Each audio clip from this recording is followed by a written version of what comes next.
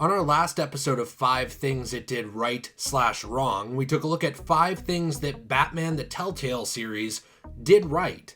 Now, this was the first Batman Telltale game. There are actually 2 of them, and we will be covering the second one in the near future. So let's take a look at 5 things the game did just totally wrong. And before we get into it, I think it's important to make note of the fact that the Video Game Awards are tonight when this goes up. They are going to be at about 7:30 Central Time, I believe, so about 5:30 Pacific Standard Time. Because of that, because of when they start and when they end, the video regarding the Game Awards will probably have to go up tomorrow for me. And that's just sort of where I'm sitting. Maybe I can try to put it up in the morning or earlier, but I will have to see. Because we might get that Batman game reveal at the Game Awards. Fingers crossed. If not, oh well, there won't be much to talk about. So hey, let's dive in and take a look at 5 things that the Telltale Batman game did just bonkers wrong. The first one we have is just how... This is so stupid. It's the dumbest thing probably that a game can do like this, because this game relies so much on its imagery and how it portrays a story. It's a story-based game. So there were so many graphical bugs when this game launched, and even now, that it severely impacts player experience, even today. And Telltale was quick to say that they patched it and they worked on it, and they did. They patched out some of the more egregious bugs, but wow, it's a disaster in terms of some of these. From things from Bruce Wayne just dislocating his neck to look at another character for some reason because it'll turn his character model during a non-interactive portion of the game, to just having these black artifacts sort of sweep over the background of the game where you can't actually see what's going on. Sometimes they're even in the foreground where you just have this big black artifacting going on right in front of everything happening. This actually even happened for me during the flashbacks in Crime Alley regarding the Waynes. So that really took away from the atmosphere of that part, and it just makes it so you can't pay attention to what's going on. You would think, oh, that's forgivable. A lot of games have graphical bugs. Look at one of my favorite games ever, Fallout New Vegas. A lot of problems there, but the difference is that those graphical bugs often are not actively destroying the entire essence of the game, because all of those games have gameplay to them. The whole thing with Telltale games is there's really no gameplay. There's some walking simulator bits and interactive story. That's all you got going for you. So if you just totally screw the interactive story with artifacting and terrible looking graphical bugs, it completely pulls any player out of the experience and right out of the story. The second issue I had with this game is going to come with some heavy spoilers for the game's story, and that's that the main villain is just okay. It's not even terrible. That's the weird thing. It's if the main villain was terrible, that would be a little entertaining, and if it was amazing, it'd be oh yes, thank you, you're up there, Mask of the Phantasm level, this is perfect, great job. It's neither. The main villain is a villain known as Lady Arkham, and there's so many things to critique about this character. The first is that she is just not that well written. When you break it down, her entire story just comes back to a conflated, overly complicated revenge story, and that's it. And I love revenge stories, but there's nothing to this one. It just doesn't have any depth to it. Wow, I said depth like a fart. There's really nothing there. The whole thing with her is that she wants to get even with Bruce Wayne because Bruce Wayne's parents screwed over her parents, which screwed her over. And you're okay, I get that, but it was not done well. There was no substance to the revelation. There was really no substance to her. In fact, if anything, Oswald Cobblepot acts as just a more interesting version than Lady Arkham. And even he's not that interesting. The whole crux of this game sort of relies on characters being likable, and that's a bit of a problem when no one cares about who the main villain is, and when you just take a a really well-known character. Maybe I shouldn't spoil who Lady Arkham is. I was gonna say the Arkham Knight, just in case you really do want to play this game, but it's not someone new. They took an old character and made that person Lady Arkham.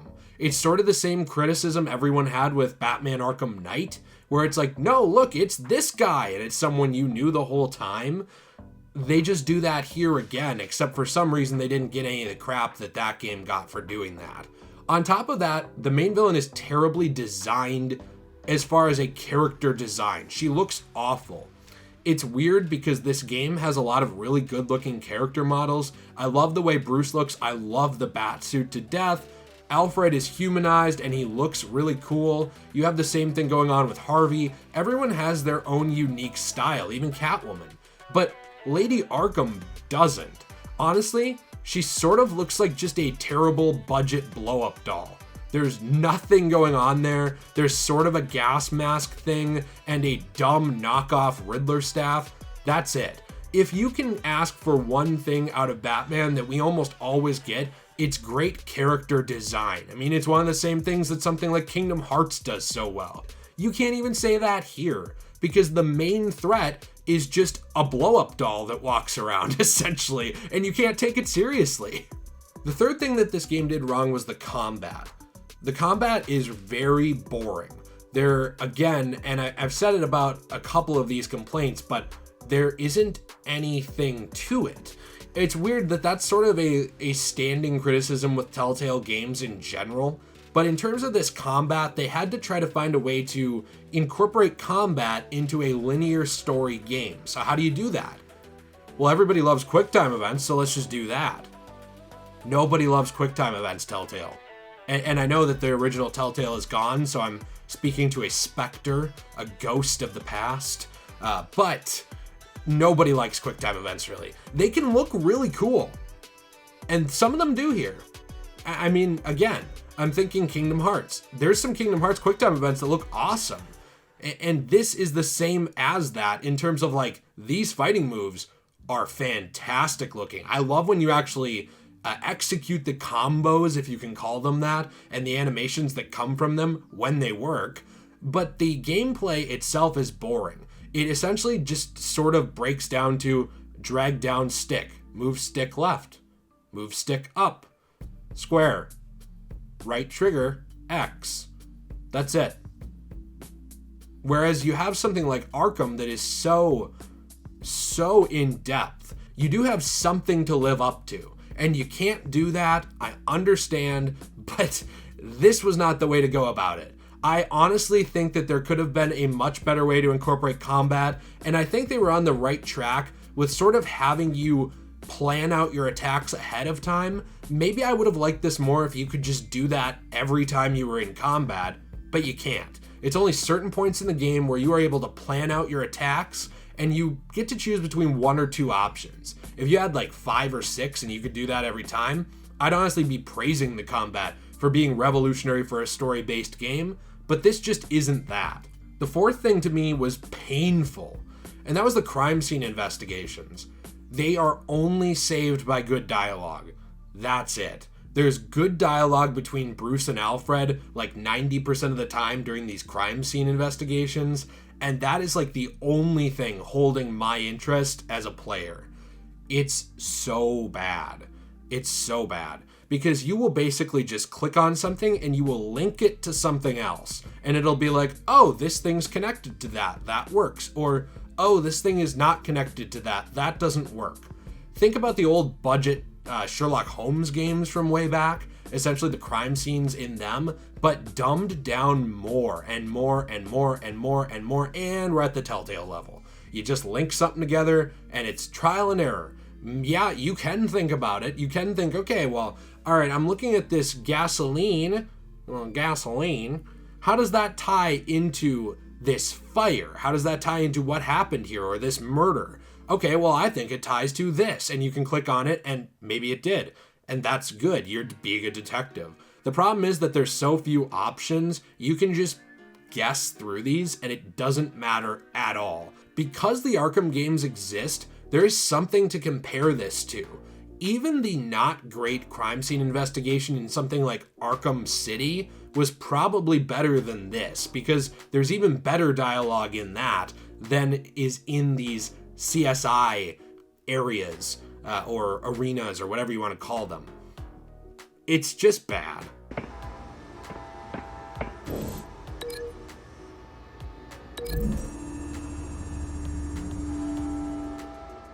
This wouldn't work. I need to know where their target is.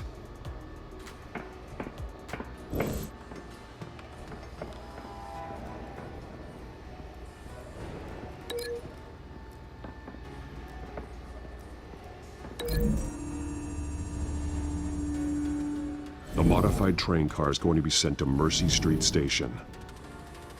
The final problem I have with the game, and the final thing that I think it just did terribly, you have no impact on the ending of the game.